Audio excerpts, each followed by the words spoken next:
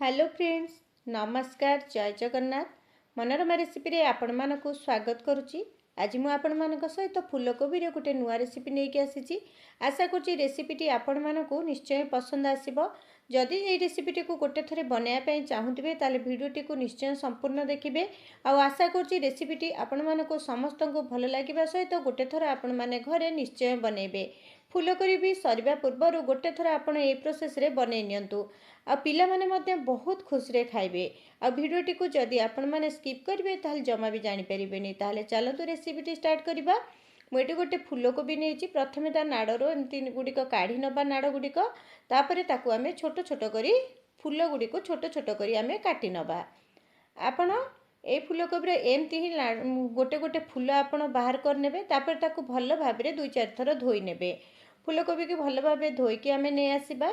धोईकी नहीं आसला परे गोटे फूल को आनिबा और ताकू जेते छोट आपण काटी परिबे सेही प्रोसेस रे एमती छोट छोट करी आपण काटी नेबे। एमती काटी नेला परे आमे ताकू गोटे बड़ जगह को काढ़ी नबा। एबे सेही छोट छोट प्रोसेस रे आमे कोन करिबा ना गोटे बड़ आलू नेबे। मुठी 2टी मीडियम साइज बा छोट आलू नेइची ताकू आमे भी छोट छोट करी काटी नबा। आपण जेते छोट छोट करी काटी परिबे काटी नेबे। एबे देखंतु आलू गुडी को मु ए प्रोसेस रे काटिची। आलू मध्ये हमर एठी कटा सरी गलानी। से कोबी सहित आलू को आमे एठी मिसेई नबा। आलू आ कोबी के आपण छोट छोट करी काटिबे, बेसी बड़ आकार रे काटिबे नै। एबे देखंतु फूलकोबी आ आलू हमर कटा सरी गलानी। एबे सेतिरे किछि कटा हेतिबा पियाज को ऐड करिबा। एबे सेतिरे अदा रसुण आ कंचा लंकार छेचा एठी आमे एठी ऐड करनबा। एबे किछि धनिया पत्र ऐड करिबा।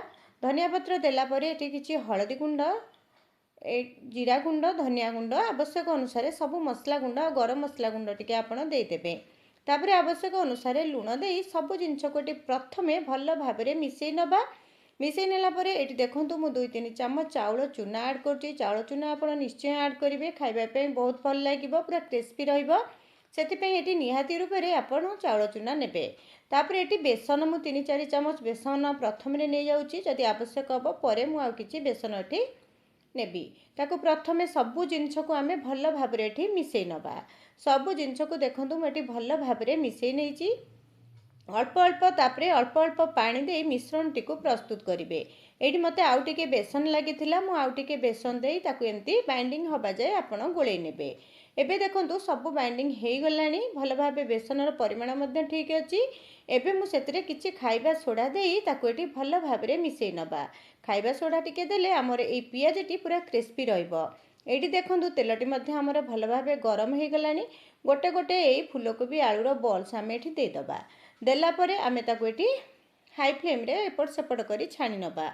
आपण ए फूलकोबी बॉल्स गुड़िक छाणला बेले टिके हाई फ्लेम रे छाणिबे। आ एपट सेपट करी चारिपट जाक भल भाबे लाल होला परे आपण ताको काढी नेबे। ए प्रोसेस रे सबु हमर ए फूलकोबी आलूर बॉल्स गुड़िक आमे छाणी बाहर करनबा। फूलकोबी आलूर बॉल्स गुड़िक आम ए प्रोसेस रे सबु गुड़िक छाणी नबा और काढ़ी नबा। हाँ, आज रेसिपीटी आपण मानकु निश्चय पसंद आसीथिबो। जदि भल लागे गोटे सुंदर कमेंट दबा पई जमार भी भूलिबेनी।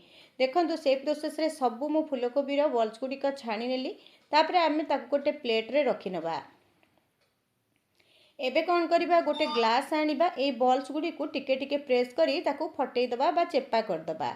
ए प्रोसेस रे आपण सबु फूलकोबी रो बॉल्स गुडी को एमती प्रेस कर नेबे। तापरे आमे ताको पुणी आउ गोटे थरो ताको छाणी नबा।